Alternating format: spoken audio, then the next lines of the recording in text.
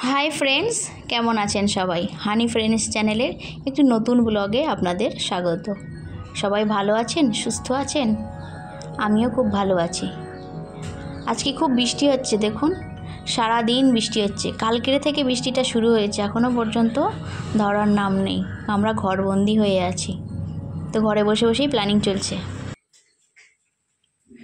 প্রমিতা, আজকে তো বৃষ্টি হচ্ছে, বিকালে কি খেতে ইচ্ছা করছে?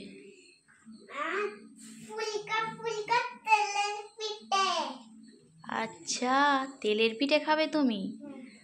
আচ্ছা, চাল গুঁড়ি তো নেই বেটা, দেখছি কি আছে সেটা দিয়ে দেখি।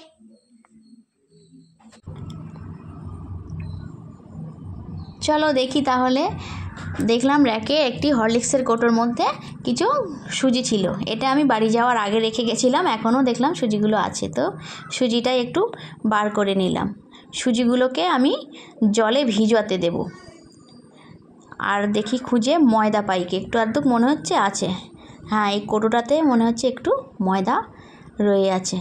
ব্যাস বন্ধুরা, আমার তেলের পিঠে বানানোর এই দুরকম উপকরণ দিয়েই মোটামুটি আজকে বানিয়ে ফেলি। চাল গুঁড়োটা ছিল কিন্তু ফুরিয়ে গেছিলো, তো একটা ডেকচিতে আমি একটু জল দিয়ে নিচ্ছি। এর মধ্যে আমি সুজিটাকে ভিজিয়ে রাখবো। মোটামুটি ঘন্টা 2-3 মতো ভিজিয়ে রাখলেই হয়ে যাবে।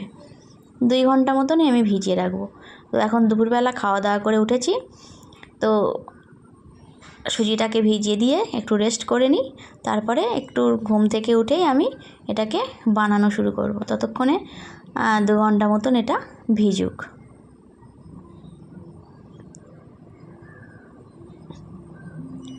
সুজিটাকে ভালো করে নেড়ে দিচ্ছে এই কারণে, ওপরের জলটাকে একটুখানি মানে নিচে এই সুজিটা বসে গেলে ওপরের জলটাকে একটু ছেঁকে ফেলে দেব। এখন তাহলে একটু ঢাকা দিয়ে রেখে দিই। মাম্মে, কি করছো? লিখছো? আচ্ছা, ওটা কি বানিয়েছো ওপরে ওদিকে? একটা গাছ আর একটা হলো গ্রেপস। ও আচ্ছা, গাছটা বাংলায় আর গ্রেপসটা ইংলিশে? বাহ, গাছটাকে কি বলে ইংলিশে বেটা? ইংলিশে হ্যাঁ, ট্রি। ট্রি। আচ্ছা ঠিক আছে, করো আস্তে আস্তে, তাহলে ওগুলো প্র্যাকটিস করো। পরীক্ষা তো তোমার পোস্টপন্ড হয়ে গেছে, নেক্সট দিন যখন হবে কাজে লাগবে, করো। তো চলে এলাম, প্রমিতা ওদিকে একটু তার লেখালেখি করে নিচ্ছে, আমি এদিকে তেলের পিঠের ব্যাটারটা বানানোর উপকরণগুলো নিয়ে সব বসে পড়েছি। এখানে একটু অল্প জল নিয়েছি, গরম জল, আর একটু আমুলিয়া দুধ নিয়েছি। এটা দুধ বলা যাবে না, এটাকে হোয়াইটনার বলে। তো আমুলিয়ার একটা হোয়াইটনার আমি এখানে 2-3 চামচ নিয়ে গুলে নিয়েছি। আর এই দেখুন, এটা আমার সুজিগুলোকে ভালো করে হাত দিয়ে মেখে নেব। একটু মোটামুটি মানে মাখার মতো হয়ে গেলেই আমি হলো, একটু দানা দানা থেকে যাতে একটু মেখে নিলে বেশ মানে সফট দেখাবে, ততক্ষণেই আমি মেখে নেব। জানেন তো বন্ধুরা, কিছু না থাকলে আমি এটা দিয়েই মাঝে মাঝে তেলের পিঠে বানাই, আর চাল গুঁড়ে থাকলে তো তাহলে তো কোনো কথাই নেই। তো যাই হোক, আমার সুজিটা দেখুন মাখা হয়ে গেছে। তো আমি এর আগেও আমি চিনি দিয়েছিলাম, তো আর একটু চিনি আমি দিয়ে দিচ্ছি, কেননা তেলের পিঠেতে একটু চিনি সব কিছুর পরিমাণ ঠিক থাকলে তবেই তেলের পিঠেটা ফোলে। কিন্তু আমার আবার প্রমিতার বাবার আবার একটু মিষ্টি বেশি না হলে তার আবার ঠিক জিভেতে নাকি ঠিক ভালো লাগে না। তো প্রমিতাও চলে এসছে, দেখুন ও সেই ময়দাটুকু ঢেলে দিচ্ছিল আমার সুজির ব্যাটারের মধ্যে, কিন্তু ছোট মানুষ তো খুব ভালো করে পাচ্ছিল না।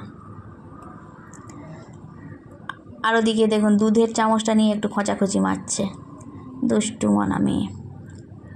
তো আমি এরকম অল্প অল্প করে ময়দাটাকে দিয়ে নেব আর হাত দিয়ে দিয়ে মেখে নেব।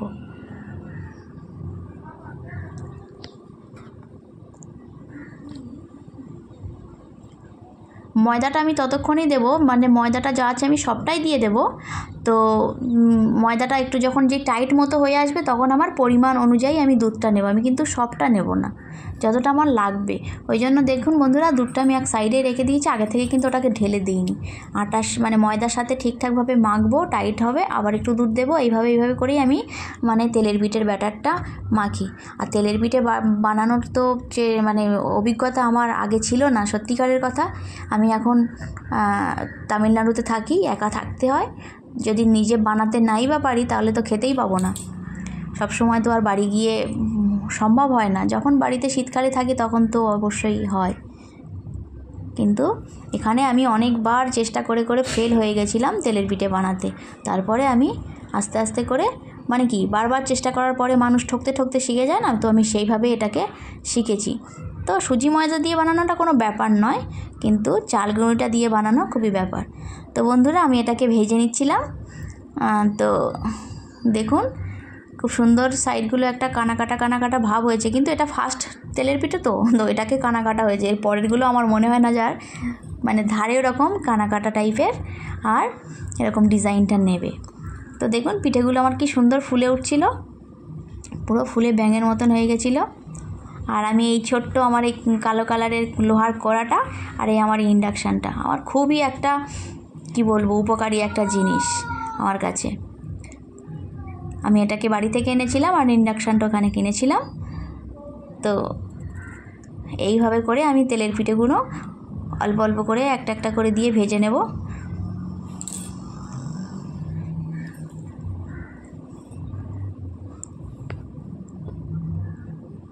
দেখুন কি সুন্দর ফুলে উঠছে তেলের পিঠেগুলো।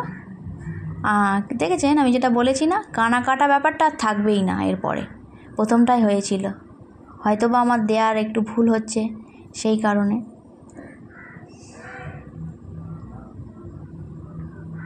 আর বাইরে কিন্তু বন্ধুরা প্রচণ্ড বৃষ্টি হচ্ছে এবং তার সঙ্গে একটু আধটু বিদ্যুৎও চমকাচ্ছে, মেঘেরও গর্জন হচ্ছে। আর আমরা এর মধ্যে ঘরবন্দি হয়ে তেলের পিঠে বানানোর কর্ম শুরু করে দিয়েছি। দেখো আমার মা তেলের পিঠে বানিয়ে দিয়েছে, মিষ্টি মিষ্টি, একদম ফুলকো ফুলকো। এই দেখো। আর বৃষ্টি মাথায় প্রমিতার বাবা বাড়িতে এসে আমাকে বকা দিচ্ছে যে তুমি যাওয়ার সময় পয়সা দিতে বলেছিলাম, ওইখানে রাখা ছিল, তোমার মনে ছিল না, তুমি দাওনি, আমি চিকেনটা নিয়ে আসতে পারিনি, আমাকে পয়সা দাও, আমি চিকেনটা নিয়ে আসি। সে ঘরের বাইরে থেকেই দাঁড়িয়ে আমার থেকে পয়সাটা নিয়ে গেল, নিয়ে গিয়ে চিকেন আনতে চলে গিয়েছিল। ওনার মোটামুটি একটু বর্ষা হলেই, বৃষ্টি হলেই চিকেন কষা আর রুটি ওনার খুব ফেভারিট। তো উনি চিকেন নিয়ে চলে এসেছিলেন, আমি একটু কেটে কুটে বেটে দিয়েছিলাম। তো বললো আমি নিজেই বানাবো চিকেনটা আজকে। তো আমি বললাম ঠিক আছে বানাও। তো উনি চিকেনটা ভালো করে একটু দই, লবণ, গোলমরিচের গুঁড়ো আর সর্ষের তেল মেখে নিয়েছিল। তারপরে পেঁয়াজ, টমেটো আর আদা বাটা, জিরে বাটা, লঙ্কা বাটা, রসুন বাটা, যত রকমের সব মশলা লাগে, ধনে গুঁড়ো, লঙ্কা গুঁড়ো, তারপরে চিকেন মশলাটাও পর্যন্ত ওর মধ্যে দিয়ে ম্যারিনেট করে নিয়ে রেখে দিয়েছিল মোটামুটি আধা ঘন্টা মতন। আর কড়ার মধ্যে দেখুন তেল দিয়েছে, তার মধ্যে একটু এলাচ, লবঙ্গ, ডালচিনি, তেজপাতা, জিরে আর আলু দিয়ে ভেজে নিয়ে মাংসটা ওর মধ্যে কিন্তু মানে দিয়ে দিল। ওইভাবেই মাংসটাকে কষা হবে এবং লাস্টে অল্প একটু জল দিয়ে জলটাকে মানে গ্রেভিও হবে না, একটু টাইট মতো করে মাংসটাকে নামাবে। আর প্রমিতার বাবা এই মাংস রান্নাটা মাঝে মাঝেই ও বানায়, খুব সুন্দর টেস্টি হয় খেতে। আর আজকে আমাদের রাত্রে রুটি আর মাংস হবে। আর সন্ধেবেলা তো তেলের পিঠের একটা ছিলই, সন্ধেবেলা একটু খাওয়া হলো। তো বর্ষার দিনে খুব সুন্দর লাগছে, শুধু খাওয়া দাওয়াই হচ্ছে ঘরের মধ্যে, আর কোনো কাজই হচ্ছে না। আর প্রমিতার বাবা দিকে মাংসটা বানাক, আমি একটু আঠা মেখে নেব। আর আপনাকে ততক্ষণ একটু বাইরের অবস্থাটা দেখিয়ে নিই। সন্ধে হয়ে গেছে, চারিদিকে লাইটও জ্বলছে, আর বাইরে কন্টিনিউ এইভাবে বৃষ্টি হয়েই যাচ্ছে, মানে থামার কোনো নাম নেই। রাস্তায় পুরো হাঁটু সমান জল, বাইরে বেরোতে গেলে খুব অসুবিধা। আর বাইরে ওদিকে শ্রাবণ ধরছে, আমার ঘরের কোণা দিয়ে ওদিকে অশ্রু ঝরছে।